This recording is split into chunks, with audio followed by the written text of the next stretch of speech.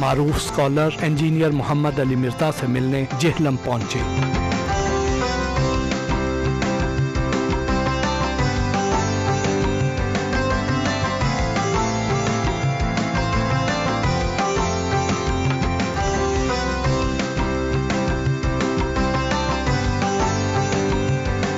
Engineer Mohammad Ali Mirza ने कुरान और सुन्नत अकेडमी में हमारा पुरतपाक इस्तकबाल किया।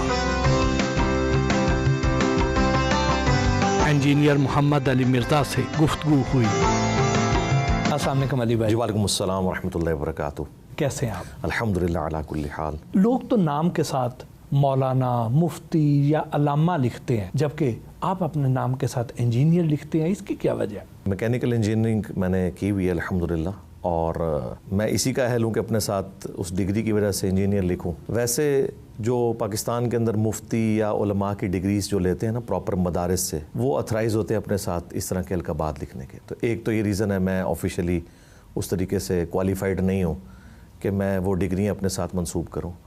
प्लस ये कि मैं इसे अपना फ़ख्र भी समझता हूँ कि मैं एक कन्वेंशनल जो मदरसा सिस्टम है उसकी आउटपुट नहीं हूँ। और फिर तीसरी बात ये कि पढ़ा लिखा तबका जो है वो उमूमन जो लोग दुनियावी तौर पर ज़्यादा पढ़े लिखे होते हैं उनके मुंह से जब दीन की बात सुनते हैं तो इम्प्रेस होते हैं। यही वजह है कि आप देखें इस वक्त अल्हम्दुलिल्लाह हमारी सोशल मीडिया के ऊपर, यूट्यूब पे देख लें, फेसबुक, व्हाट्सएप के ऊपर, बाकी जगहों पे किसी भी और मजहबी प्लेटफॉर्म की इतनी व्यूअरशिप नहीं है जितनी हमारी है अल्हम्दुलिल्लाह। हालांकि कोई मदरसा नहीं, कोई चंदा बुक नहीं, कोई फ़िरका नहीं, किसी की इस तरह की सपोर्ट नहीं है अल्हम्दुलिल्लाह। ये इखलास की बरकत है, प्लस एक दुनियावी तालीम की बरकत से पढ़ा लिखा तबका बात सुनता है। तो ये इसकी पीछे रीज़न थी इंजीनियर लिखने की। अगर सोशल मीडिया ना होता तो क्या तब भी इतने मशहूर स्कॉलर होते? मेरा ख्याल है नहीं। अब चूँकि एक मीडिया का दौर है और इल्म का दौरा है, इस वजह से लोग इस तरफ आ रहे हैं। अदरवाइज़ 8 से 100 साल पहले तो बुखारी का उर्दू में तर्जुमा भी नहीं था। हालांकि इस्लाम आए हुए 1000 साल हो चुके हैं, लेकिन किसी ने लोकल लैंग्वेज में, फ़ारसी में इसका तर्जुमा नहीं किया, या अब उर्दू में 1920 में आके आलमोस्ट हुआ है। आप इससे अंदाज़ा लगाएं, कुरान का पहला तर्जुमा आलमोस्ट 200-250 साल पहले शाह वलीउल्लाह देलवी ने फ़ारसी ज़ुबान में किया, और उसकी वजह से उन्हें 5 साल तक जो है वो शहर बदर रहना पड़ा कि कुरान तो अरबी में था, इसने फ़ारसी में बना दिया। तो इस तरह की चीज़ें थीं जिसकी वजह से उस ज़माने में उतनी पजीराई लोगों को हासिल नहीं हो सकी। वाकई ये तो बाद में मानता हूँ कि ये आवाज़ जेहलम से उठ के यहीं पे दफन हो जानी थी। बचपन कैसा गुजरा? बचपन भी बड़ा रिलीजियस, चूँकि हम एक बड़े स्ट्रॉन्च किस्म की, आप समझ लें, एक सुन्नी फैमिली, और सुन्नी में भी बरेलवी मकतब फ़िक्र में वक्त गुजरा। और दावत इस्लामी के जो अमीर हैं इलियास कादरी साहब, इनसे मेरी अकीदत उस वक्त से है जब मैं 5वीं क्लास में पढ़ता था। 5 वक्त नमाज़ पढ़ता था, पढ़ाई लिखाई थी अल्हम्दुलिल्लाह। स्कूल में, कॉलेज में, यूनिवर्सिटी में भी पोजीशन होल्डर रहा। टॉप 10 में मैं होता था अल्हम्दुलिल्लाह। बाज़ औक़ात पहली दूसरी पोजीशन भी आती रही। तो उस तरह का नहीं कि पागलों की तरह पढ़ना, वैसा नहीं था। खामोश तबा थे या शरारती? नहीं, शरारती।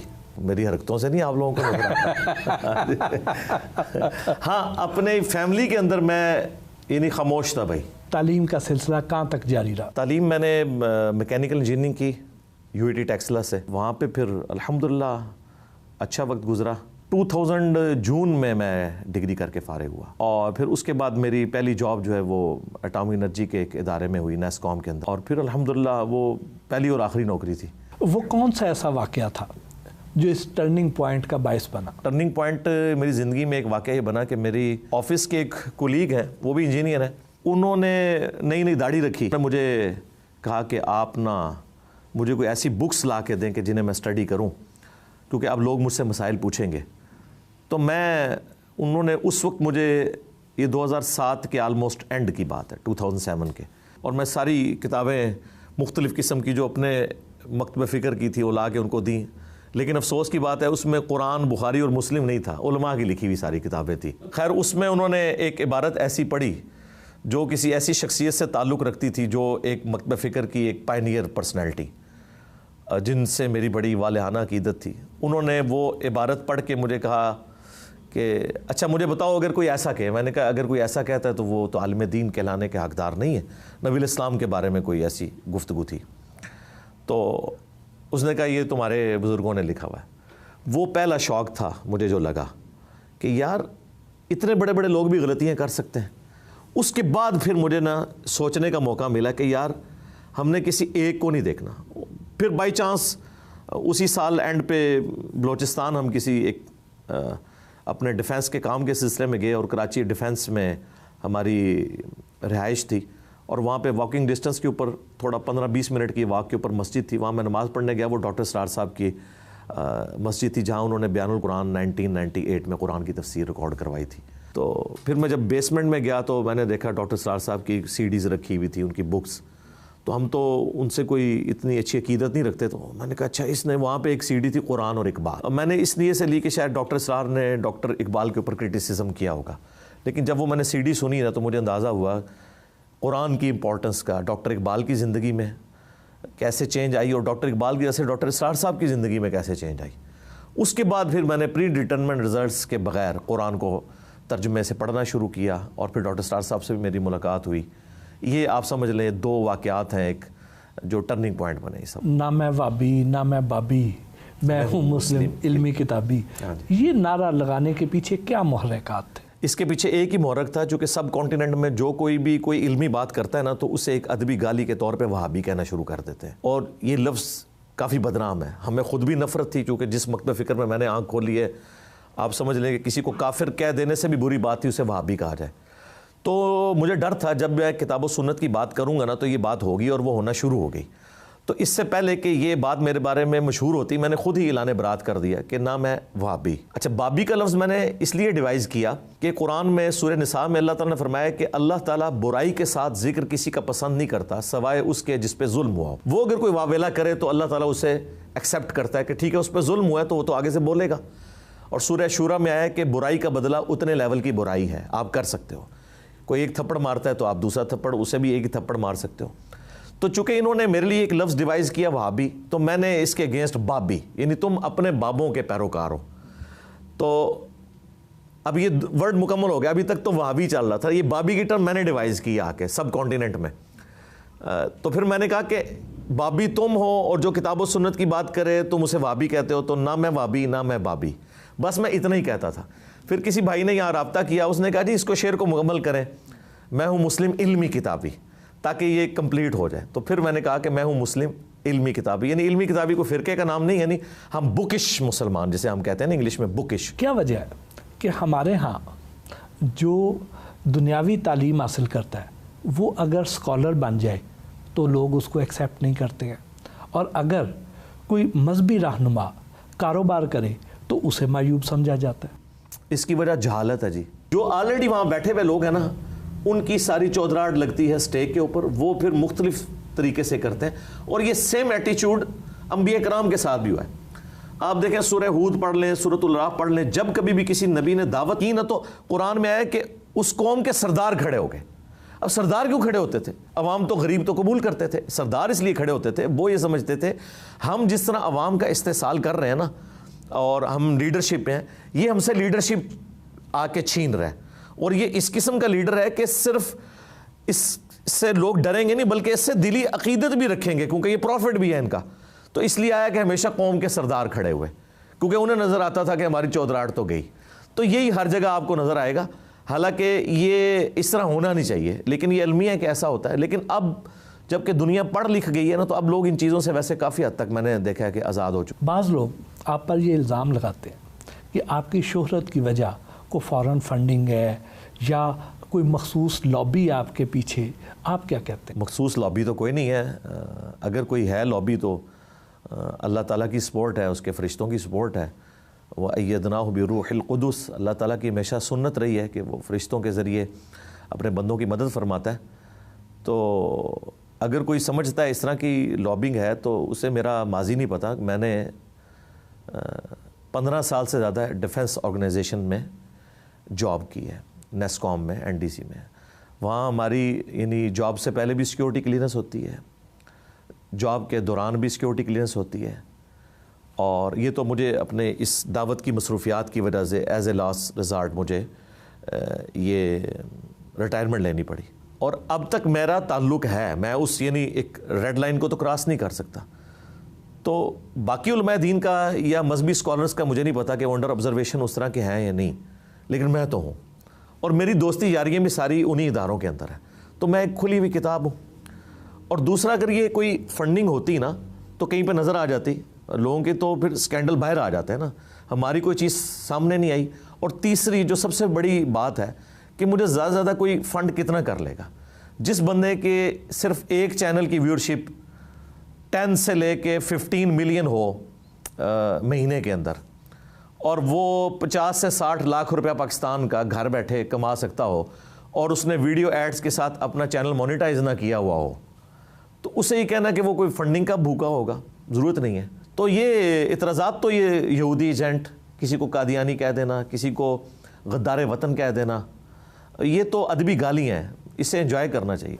हसास मौज़ूआत पर बड़ा खुलकर बात करते हैं। अल्हम्दुलिल्लाह। पाकिस्तान में इस तरह बात करना तो ख़तरे से खाली नहीं होता। अब सूरत हाल काफ़ी बेहतर हो चुकी है जी, ये आपकी बात ठीक है। आज से तकरीबन 20-25 साल पहले जबकि नॉन स्टेट एक्टर्स और वो इस्टेब्लिशमेंट का काम भी करते थे और अपना काम भी करते थे, खुसूसन ज़िया-उल हक़ के माशाअल्लाह से ऑनवर्ड, तो उस वक्त तो वाकई मुश्किल था। लेकिन अभी भी इस हवाले से मुश्किल है, तो मैंने कम्प्रोमाइज़ किया ना जी। मेरी अब आप समझ लें पब्लिक लाइफ तो ख़त्म हो चुकी है। 2 साल से मैं नमाज मस्जिद में नहीं पढ़ता, घर में पढ़ता हूँ। मुझे एजेंसीज़ की तरफ से स्ट्रिक्टली यानी ताकीद है, पब्लिक गैदरिंग में मैं नहीं जाता, वरना मेरे लिए कोई मुश्किल है। दूसरे मुल्कों से भी लोग बुलाते हैं, यहाँ पे भी यूनिवर्सिटी से बुलाते हैं, लेकिन एक इशू तो है, तो लाइफ थ्रेट तो अटैच है, तो ये सारी चीज़ें। लेकिन बहरहाल उस तरह का मामला नहीं जिस तरह पहले था। लेकिन किसी ने तो ये काम करना है कि सेंसिटिव टॉपिक्स पे या तो हम गैर मुस्लिमों के हवाले अपनी यंग जनरेशन को कर दें कि वो बताएं उम्मत को कि हकीकत क्या है। सोशल मीडिया और यूट्यूब चैनल पर मजहबी लेक्चर देने का ख्याल कैसे आया? ये हादसाती तौर पे हुआ था, मुझे तो यूट्यूब से कोई वाकफियत भी नहीं थी। 2009 के अंदर हमारे एक दोस्त थे, उन्होंने अपने शौक़ से यूट्यूब चैनल बनाया, मुझे तो पता भी नहीं था। 720085, उनको ये भी नहीं पता था, उन्होंने अपने घर का जो फ़ोन नंबर है वो उसका नाम रख दिया 720085। वो बाद में चल ये होता है। फिर 2012-13 में हमारे इंडिया में एक भाई थे, उन्होंने यूट्यूब चैनल बनाया और उन्होंने मुझे ईमेल की कि ये मैंने बनाया और देखें इस पर ये हो रहा है, तो आपको मैं पासवर्ड देता हूँ, आप इसे आगे चलाएं। तो 2014 ऑनवर्ड फिर हमने ये सारे मामलात इसको टेकअप किया। पहली वीडियो कौन सी थी जो बहुत ज़्यादा वायरल हुई? पहली वीडियो जो बहुत ज़्यादा वायरल हुई ना, वो थी हुसैनियत और यजीदियत का तहकीकी जायज़ा। आप अपने गैर रिवायती नज़रियात की वजह से अक्सर ज़ेर बहस रहते हैं, क्या ये सब मशहूर होने के लिए करते हैं? देखें, मैंने दावा किया मेरा कोई एक नज़रिया भी ऐसा नहीं है जो 1400 साल में किसी मकतब फ़िक्र का ना रहा हो, ये मेरा दावा है। लेकिन ओवरऑल जितने भी नज़रियात मैंने उम्मत के सामने रखे हैं ना, ये मेरा चैलेंज है। वो चाहते हैं कि टोटली एक फ़िरके के साथ ये खड़ा, और मुझे शुरू में मैं आपको बताऊँ ऑफर्स हुई कि आप इस तरह आ जाए हमारे फ़िरके में तो ये हो जाए, तो मैं अपने ज़मीर का मुजरिम ही बनने वाली बात थी ना। तो ये मशहूरी के लिए नहीं मेरे भाई, अल्लाह करे इस तरह कोई और मशहूर बंदा आए तो मैं तो स्कूल से जाके नॉर्दर्न एरियाज़ में अपनी लाइफ ज़िंदगी जो रहेगी ये बाकी गुजारूँ, और इस हार्ड सीट पर उसे बैठाऊँ, उसे पता चले कि यहाँ बैठना कितना मुश्किल है। हर वक्त आपकी यानी आपको आपकी फैमिली की जान को जो है वो रिस्क पे होते हैं। तो ये मशहूरी करने के तो और बड़े तरीके हैं, ये कोई मशहूरी का तरीका नहीं है। क्या मशहूरी है कि मैं किसी मस्जिद में नमाज नहीं पढ़ सकता ओपनली, ये कौन सी मशहूरी है? ये तो जिस तकलीफ से मैं गुजर रहा हूँ मुझे पता है। आप पर कातलाना हमले भी हुए तो कभी खौफ नहीं आता? पहला जो हमला हुआ था उसके बाद से खौफ ख़त्म हो चुका है कि जो रात आपकी कब्र में है वो बाहर नहीं, और जो बाहर है वो अंदर नहीं। कि आप निहत्ते भी हों और अल्लाह ताला ने आपकी मौत मुक़द्दर नहीं की हुई ना, हर तरह के मामलात आपके लिए फेवरेबल हो जाएंगे। मई 2020 में हाँ जी, जेलम पुलिस ने आपको ऑनलाइन मजहबी लेक्चर देने पर गिरफ्तार कर लिया, ये क्या वजह थी? वो एक पूरी साजिश के तहत एक झूठा केस था, वो फ़ौरन ही फारग हो गया। वो यहाँ पे कुछ मौलवी थे, उन्होंने पुलिस के इदारे को यूज़ किया। ज़ाहिर है काली भेड़ें हर जगह मौजूद हैं, पैसा वगैरह लगाया। और मेरी एक 3 साल पुरानी वीडियो 2017 की, वो वीडियो उन्होंने आउट ऑफ कॉन्टेक्स्ट काटी। 5 सेकंड की 7 सेकंड की वीडियो में आप किसी का जुमला भी तो कोट कर सकते हैं। उसकी बुनियाद के ऊपर इन्होंने केस बनाया और पुलिस खुद मुद्दई बन गई, तो उसी चक्कर में वो ले गए। आपके जो लेक्चर्स हैं इनको एट द सेम टाइम बहुत से लोग पसंद भी कर रहे होते हैं और बहुत से लोग तनकीद भी कर रहे होते हैं, इसकी क्या वजह है? तनकीद तो करना उनका हक है जी, तनकीद करनी चाहिए। मैं तो खुश होता हूँ तनकीद से, क्योंकि जो लोग तनकीद करते हैं ना, उनकी तनकीद इल्मी नहीं जज्बाती होती है, और हमें मौका मिल जाता है, हम कहते हैं देखो ये मुझे गाली निकाल रहा है, इसके पास अगर कोई बात होती तो कुरान और सुन्नत के मुकाबले पे पेश करता। आपको इस सुन के हैरानगी होगी कि मुझे कोई वीडियो में बुरा कहे, गाली निकाले तो मैं खुश होता हूँ। आपको हर कोई दूसरे का एजेंट कहता है, लेकिन आप असल में हैं किसके एजेंट? अल्लाह और उसके रसूल के एजेंट हैं जी। सही बुखारी में हदीस है, बल्लिगु अन्नी वलौ आया, पहुँचा दो मेरी तरफ से ख्वातों में एक आयत ही आती हो। और जामे तिरमिज़ी में हदीस है, अल्लाह ताला उसे खुश व खुर्म रखे जो मेरी बात सुने और लोगों तक पहुँचाए। आपसे तकरीबन हर मसलक के लोग ही नाराज़ रहते हैं, लेकिन आप खुद किन से राज़ी हैं? मैं हर मसलक की पब्लिक से राज़ी हूँ। तो अवाम से मुझे, अवामुन्नास जो उस कल्ट का हिस्सा नहीं है ना, उनसे मुझे उम्मीद है। मैं अल्हम्दुलिल्लाह बड़ा ऑप्टिमिस्टिक हूँ इस हवाले से, मैं बिल्कुल पेसिमिस्टिक नहीं हूँ।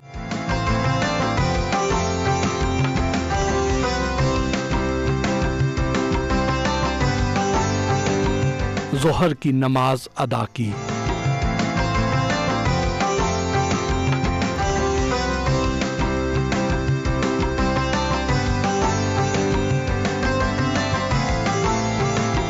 खाना खाया।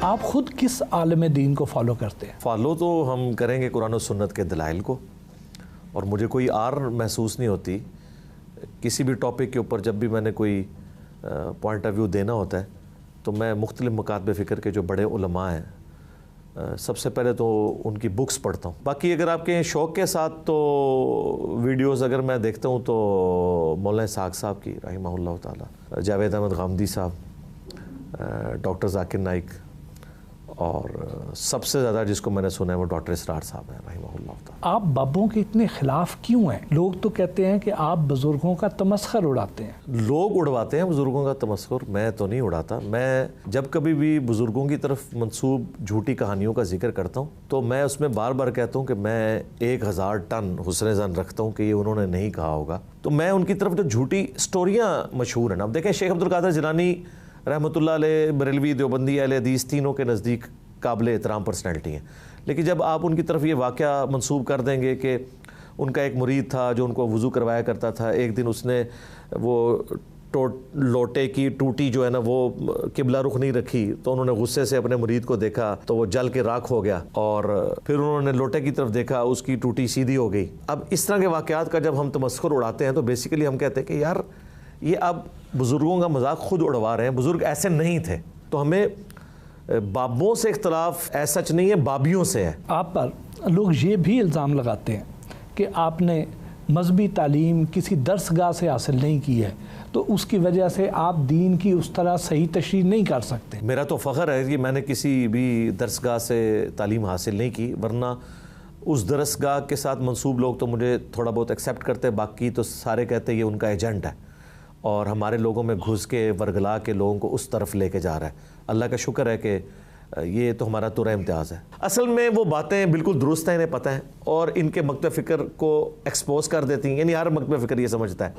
अब वो अपना गुस्सा इस तरह निकालते हैं, वो कहते हैं डिग्री नहीं है। अगर मैं डिग्री ले, मैं अगला स्टेप, यानी आज अगर मैं बरेलवियों की डिग्री ले आऊँ तो क्या मुझे देवबंदी अहले हदीस शिया मान लेंगे? अली भाई, बहुत से लोग ऐसे हैं जिनकी मसरूफियात ऐसी होती हैं कि वो पाँचों वक्त अपने टाइम पर नमाज नहीं पढ़ सकते हैं। आपने नमाजें जमा करने के बारे में भी आपने अहादीस बयान की हैं, वो ज़रा आवाम के साथ शेयर कर दें। क्या नमाजें जमा करना भी सुन्नत है और सिर्फ फ़र्ज नमाज पढ़ लेना ही काफ़ी है। आपने पब्लिक को कहानी करवाई हुई है कि जी इशा की 17 रखते हैं, हमने बताया कि दिन रात में टोटल 17 रखते हैं। और बुखारी मुस्लिम में हदीस है, एक बद्दू जब आया तो नबी इस्लाम ने फरमाया कि तू फ़र्ज नमाज कायम रख, फ़र्ज ज़कात दे तो तू कामयाब हो जाएगा।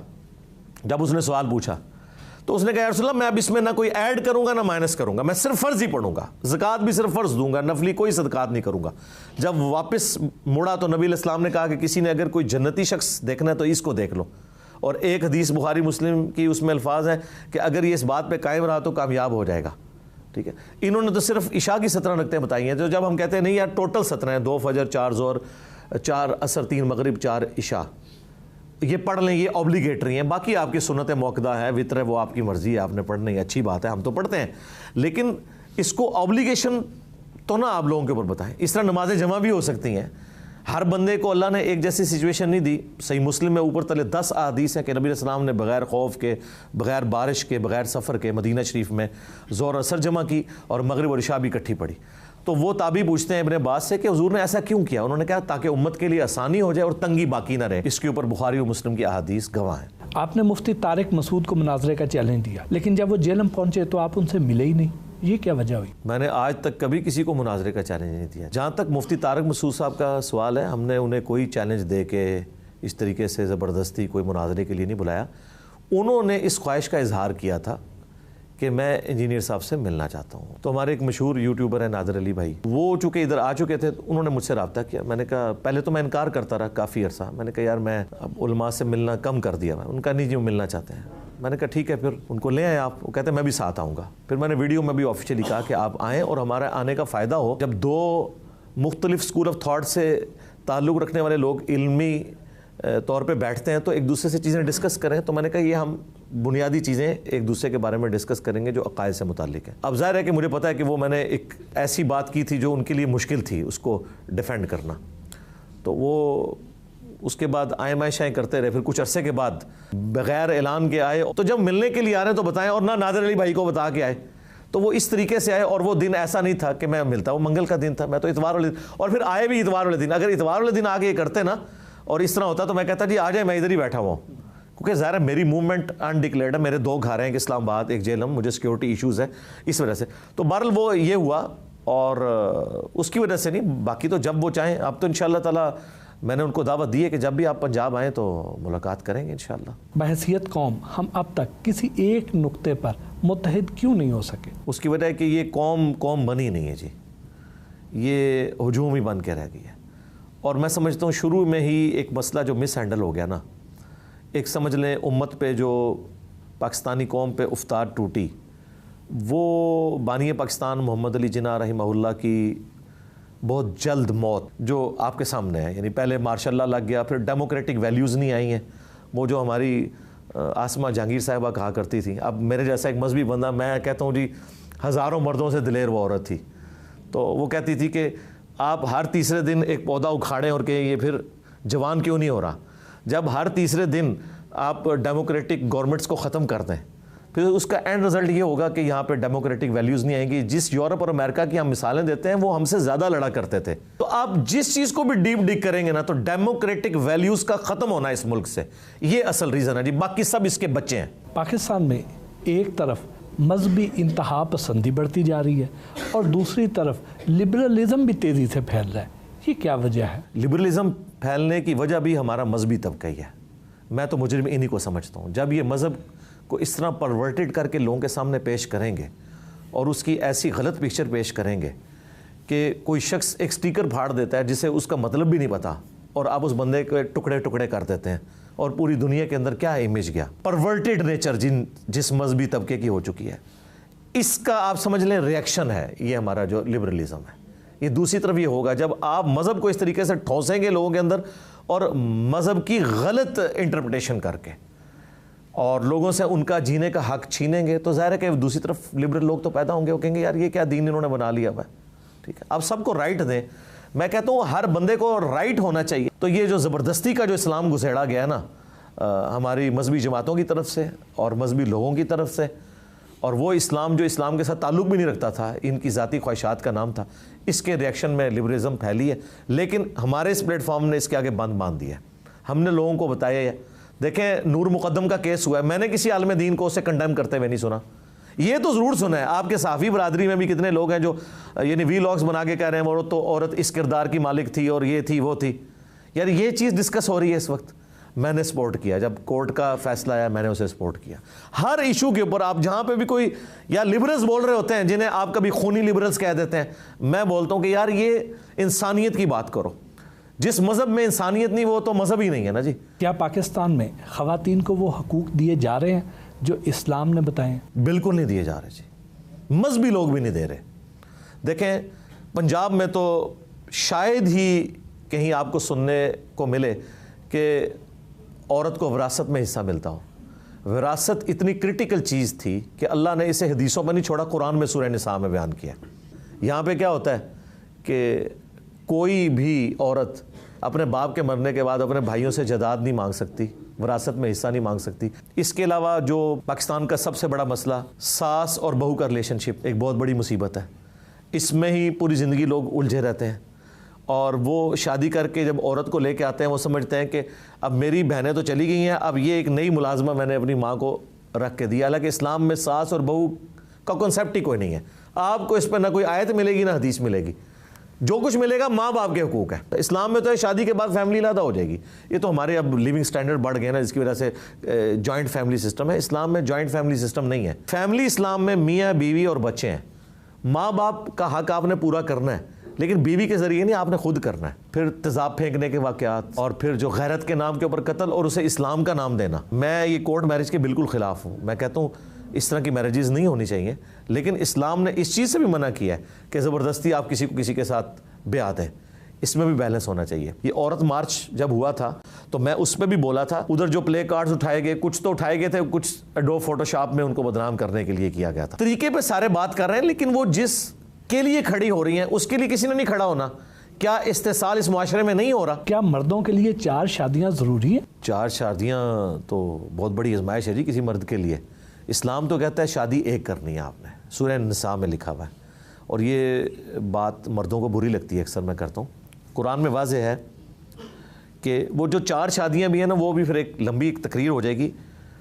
असल चीज़ जो कुरान में बयान हुई है वो ये है कि अगर तुम्हें खदशा हो कि तुम इंसाफ नहीं कर सकोगे तो एक औरत पर इक्तफा करो। 4 शादियों की इजाज़त है, हुक्म नहीं दिया गया। और सबसे हैरान को बात, नबी इस्लाम ने भी एक ही शादी की है। 24 साल जो आपका गोल्डन पीरियड है ज़िंदगी का, एक ही औरत, हज़रत Khadija.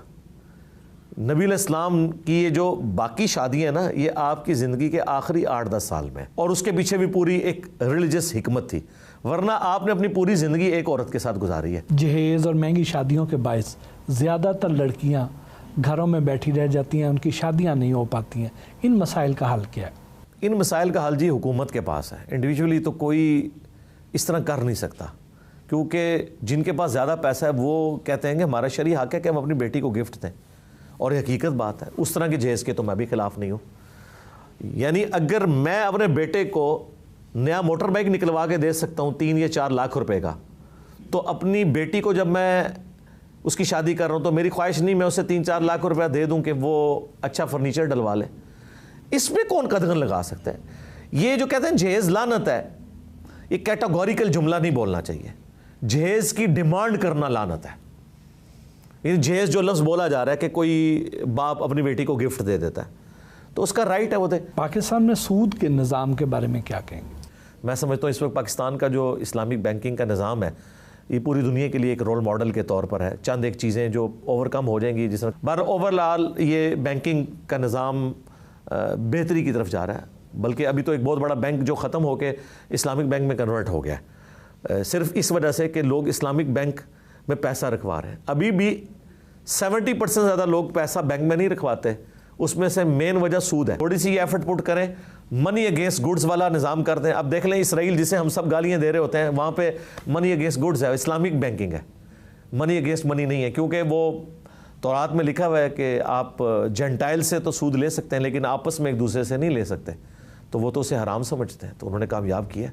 Islamic banking as a subject अब यूरोप में भी पढ़ाया जा रहा है। आपके ख्याल में पाकिस्तान में कौन सा निज़ाम बेहतर है, जमहूरियत, आमरीत या खिलाफत या सदारती निज़ाम? सदारती निज़ाम तो पाकिस्तान में नहीं चल सकेगा। उसकी वजह है कि यहाँ पे तो सोशल मीडिया पे जिसकी हाइप क्रिएट करते हैं, चाहे उसे कुछ भी ना आता जाता हो, वो लोग उससे मोहब्बत करना शुरू कर देते हैं। मेरा ख्याल है जो ये डेमोक्रेटिक सिस्टम चल रहा है ना, ये खिलाफत राशिदा की मॉडर्न फॉर्म है, और इससे बेहतर कोई तरीका नहीं हो सकता इस गिवन वर्ल्ड में, क्योंकि लोगों ने तजर्बा करके देखा है ना इसके ऊपर।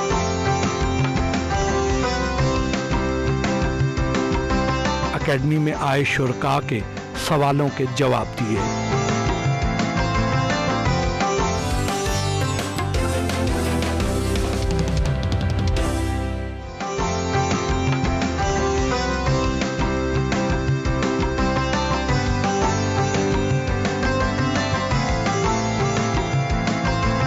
इंजीनियर इंजीनियर मोहम्मद अली मिर्जा से हल्की फुल्की गपशप भी हुई। अली भाई, घर में आप कैसे रहते हैं? वहाँ पे भी समझाते रहते हैं या वहाँ पे सुनते हैं? नहीं, घर में मैं कोई बात समझानी होती है तो ज़्यादातर अपने बच्चों को अपनी वीडियोज़ ही बताता हूँ कि बेटा ये देख लो।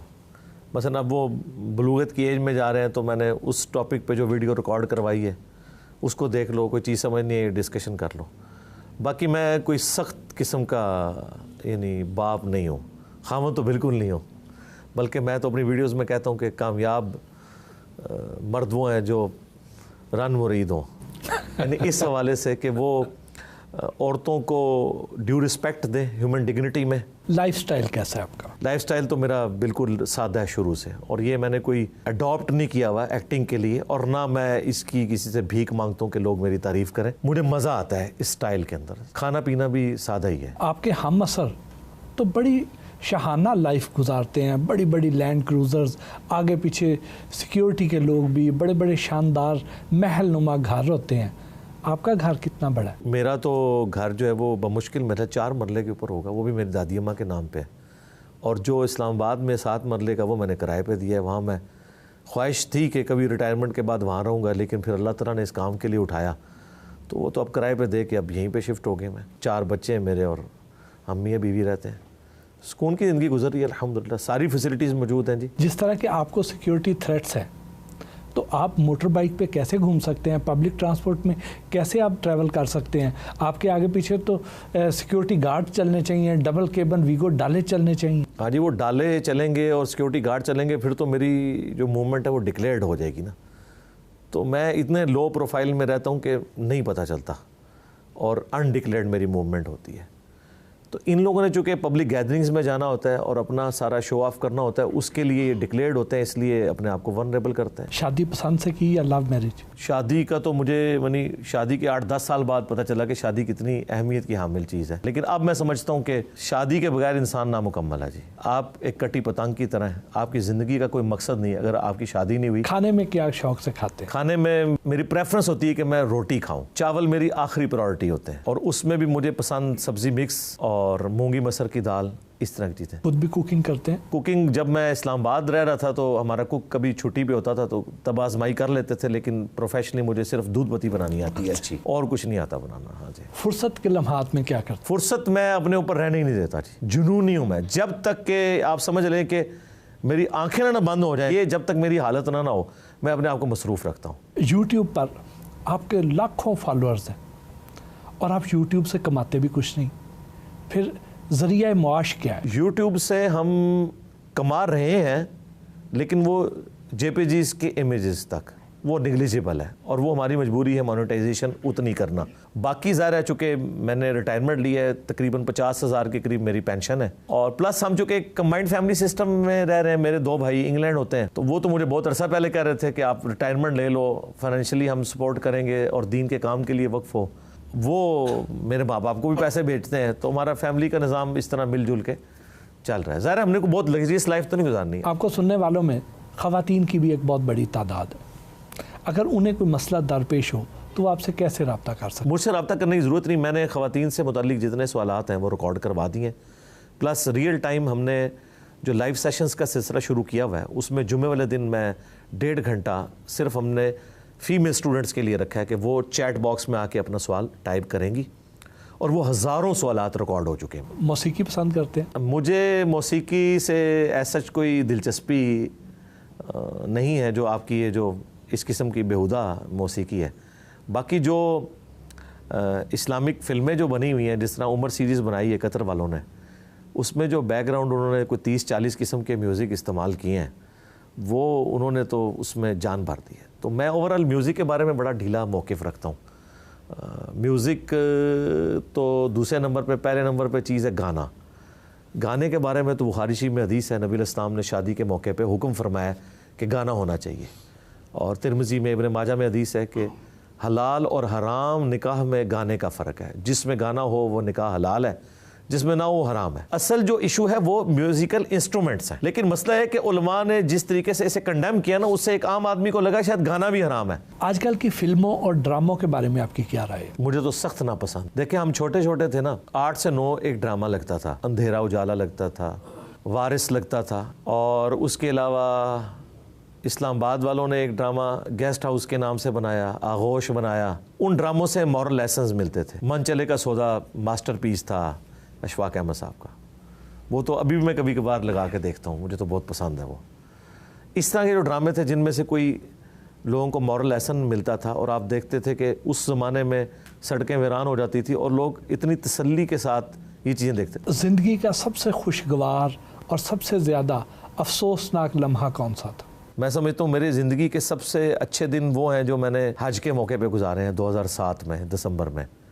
वो 40 दिन, उस वक्त बच्ची हमारी 2 साल की थी और वो हम अपने वालिदैन के पास छोड़ गए। शादी हुए में भी आलमोस्ट 2 साल ही गुजरे थे। तो 40 दिन हमने माशाल्लाह जो ज़िंदगी गुजारे हैं, वो दोबारा उस तरह के 40 दिन नहीं नसीब हुए। और गम के एतबार से तो ज़िंदगी में इंसान के गम आते रहते हैं। मेरी नानी माँ की डेथ हुई, उसके बाद नाना अबू की डेथ हुई, ये सारे गम के लम्हात थे। रिसेंटली अभी जो अगर मैं पास्ट में देखूँ तो मेरे लिए सबसे ज़्यादा गम का लम्हा था, हमारे करीबी दोस्त थे जो पिछले आप समझ लें 7-8 साल से मेरे साथ अटैच थे, हमारी सिक्योरिटी को यहाँ पे देखते थे, भट्ट साहब। उनकी अचानक डेथ, जो मेरे हम उम्र ही थे, ऑलमोस्ट 1 साल ही मुझसे बड़े थे। ये मैं समझता हूँ मेरी ज़िंदगी में यानी पहली दफ़ा मुझे जो बहुत बड़ा झटका लगा है ना, वो ये वाला लगा। कोई ख्वाहिश जो अभी तक पूरी ना हुई हो? ख्वाहिश तो अल्हम्दुलिल्लाह सारी अल्लाह के फजल से पूरी हो चुकी हैं जो मेरी ख्वाहिशात। अब ये है कि ख्वाहिश सिर्फ ये है कि पाकिस्तान की पॉलिटिकल सिचुएशन और फाइनेंशियल जो सूरत हाल है, ये मैं अपनी ज़िंदगी में देखूं कि बेहतर हो जाए। कभी शोहरत परेशानी का बायस भी बनी? नहीं, कोई नहीं है परेशानी। अब मैं यूज़ टू हो गया हूँ। शुरू में फ़ील होता था कि मैं जब चाहूँ किसी रेडी पे खड़े होकर चाट नान खा लूँ, लेकिन अब क्या होता है कि मंगवा लेते हैं, घर बैठ के खा लेते हैं। मेरी ज़िंदगी में ये दीन के हवाले से अल्लाह ताला ने जो कामयाबियाँ दी हैं ना, इनकी खुशी मेरे उन छोटी छोटी खुशियों से इतनी डोमिनेंट है कि वो मैं कुर्बान कर सकता हूँ। कभी किसी टीवी चैनल की तरफ से रमज़ान ट्रांसमिशन या मजहबी शो की ऑफ़र हुई? हाँ जी, होती रहती हैं, लेकिन मैं पहले तो इनकार कर देता था रमज़ान के लिए, तो शायद अब भी मैं बाउंड उस तरीके से ना हूँ, लेकिन इक्का दुक्का जो प्रोग्राम है वो तो मैं मुख्तलिफ चैनल्स के ऊपर कर चुका हूँ। इंसान की सबसे बड़ी कामयाबी क्या है? इंसान की सबसे बड़ी कामयाबी ये है कि वो मरने से पहले अपने रब को पहचान ले और उसे पता चल जाए कि उसे किसी ने उसकी मर्ज़ी के बगैर पैदा किया है, और वो इतना गालिब है कि जो कुछ उसने उसके साथ कर दिया कि उसे प्लैनेट अर्थ पे पुट किया, इसके बाद उस पर हालातों वाक़यात वो डालता है। एक दिन उसने मर जाना है और फिर उसके सामने पेश होना है, तो उसके सामने पेश होने से पहले ना उसके मुताबिक अपने आप को कर ले। अपनी ज़ात को एक लफ्ज़ में बयान करें। मेरा ख्याल है अगर आप मुझसे पूछे ना यानी इस हवाले से, तो मैं एक दिलेर आदमी हूँ। मौजूदा दौर में सबसे बड़ा आलिम दीन कौन है? मेरा ख्याल है कि जावेद अहमद गामदी साहब बहुत बड़े आलिम दीन है। हमारा एक सेगमेंट है रैपिड फायर शॉर्ट आंसर्स हैं। शहबाज शरीफ को रेट करें आउट ऑफ 10। तो शहबाज शरीफ ने देखे प्राइम मिनिस्टर भी बन गए, अपने भाई को भी बचा लिया, मेरा ख्याल है 10 आउट ऑफ 10 है वो। इन शख्सियात को कोई मशवरा दें। आसिफ अली जरदारी।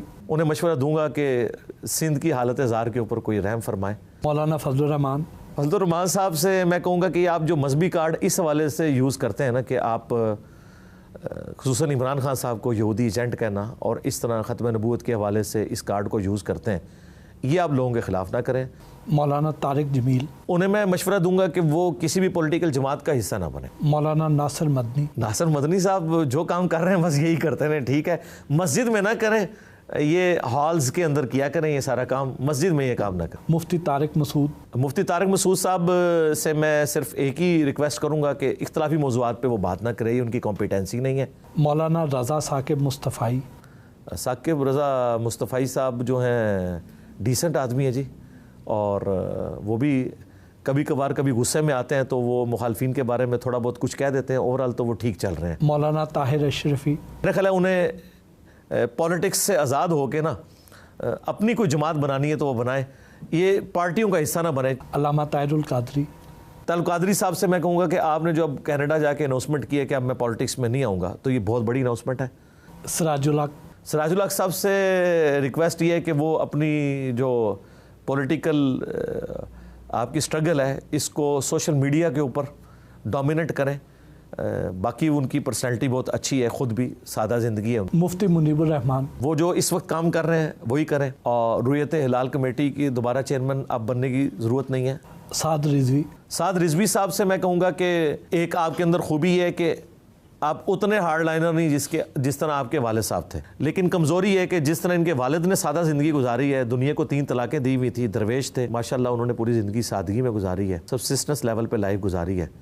लेकिन साद रिजवी साहब को जब हम बड़ी बड़ी गाड़ियों में देखते हैं ना, तो हमें वसवसा आता है कि आपने अपनी वालिद की लेगेसी आगे नहीं लेके चल रहे। बहुत बहुत शुक्रिया भाई, सारा दिन आपके साथ गुजारा, बहुत अच्छा लगा, बहुत कुछ सीखने का मौका मिला। अल्हम्दुलिल्लाह, जज़ाकुमुल्लाह खैरा।